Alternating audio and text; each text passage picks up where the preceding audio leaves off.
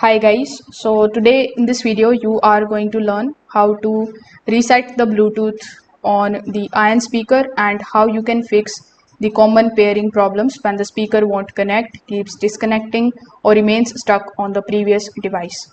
So first off, you need to grab your phone, your tablet or your computer which is correctly connected to the speaker. Now inside your Bluetooth settings, you just have to simply select your Ion speaker from the list.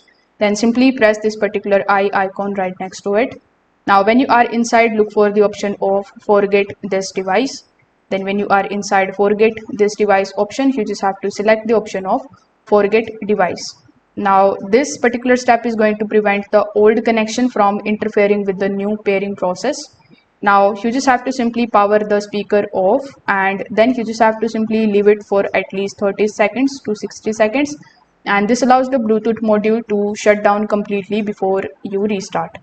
After doing so, you just have to turn the speaker back on and then on top of it you just have to simply press the Bluetooth button.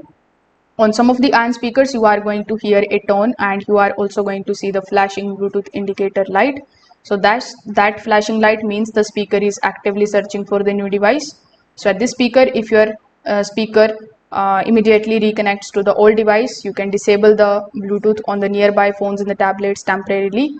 Many of the pairing complaints happen because the speaker keeps reconnecting to the previously paired device before you can connect the one that you actually want to use.